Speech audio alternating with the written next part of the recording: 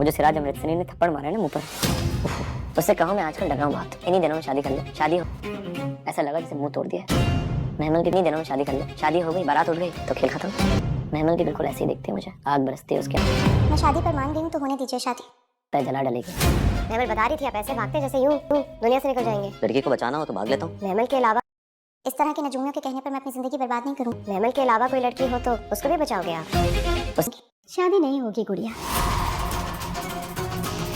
अस्सलाम वालेकुम नाज़रीन, मैं मंटू नहीं हूँ। ड्रामे के नेक्स्ट एपिसोड में देखेंगे कि फरहाद अपनी बहन को बता रहा होता है कि महमल के बाप ने भी रख के थप्पड़ लगाया। उसका बाप भी बिल्कुल वैसे ही जैसे महमल है। महमल की आंखों में भी आग बरस रही होती है, इसलिए तो दिल आ गया मेरा उस पर। उसकी बहन समझा के थक गई, लेकिन फरहाद को कोई फ़र्क नहीं पड़ता। महमल के बाप ने फरहाद को थप्पड़ मार के हिसाब बराबर कर लिए। वरना महमल का बाप तो कह रहा था जब तक उसकी लाश मेरे सामने नहीं होगी मैं इनको माफ़ नहीं करूँगा। लेकिन मियाँ साहब ने इस तरह मामला संभाल लिया कि थप्पड़ लगा के भड़ास निकाल ले, मरने मराने की बातें ना करे, अभी तो सुलह हुई है। उधर मिस मारिया को पता चलता है कि मंटू ने महमल की जान बचाई है। और मिस मारिया जाके मंटू को कहती है महमल बता रही थी आप तो इस तरह भागते हैं जैसे दुनिया से निकल जाएंगे। तो मंटू कहता है हाँ, अगर किसी की लड़की की इज़्ज़त बचानी हो या लड़की को बचाना हो तो इस तरह भाग सकता हूँ मैं। तो आगे से मिस मारिया कहती है कि किसी भी लड़की की है सिर्फ महमल की। तो मंटू तो खामोश हो जाता है और बाद में बैठ के मिस मारिया की बात में सोच रहा होता है कि वाकई किसी भी लड़की की है सिर्फ महमल की, क्योंकि अब मिस मारिया को भी शक हो गया कि जैसे मंटू और महमल के बीच में ना कुछ चल रहा है।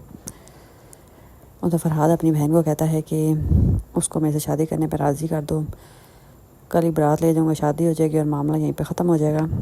वैसे तो नहीं मैं आराम से बैठने वाला और ना ही महमल का पीछा छोड़ने वाला हूँ, फिर जो होगा देखी जाएगी। तो फरहाद की बहन कहती है तुम क्यों दोबारा से दो ख़ानदानों को लड़वाने में तुले हुए हो, अगर सुलह हो गई है तो तुम भी बाज आ जाओ। तो फरहाद कहता बिल्कुल भी नहीं।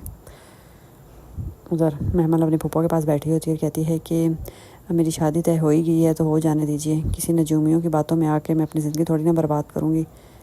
तो आगे से महमल की फूफा से कहती है कि परेशान ना गुड़िया, तुम्हारी शादी नहीं होगी।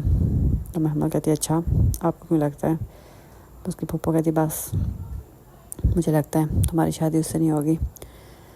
तो महमल को लग रहा था जैसे उसकी फूफा कह रही किसी और से होगी। खैर उधर महमल का भाई शमरेज़ वो फिर पहुंच जाता फरहाद के पास लड़ने के लिए।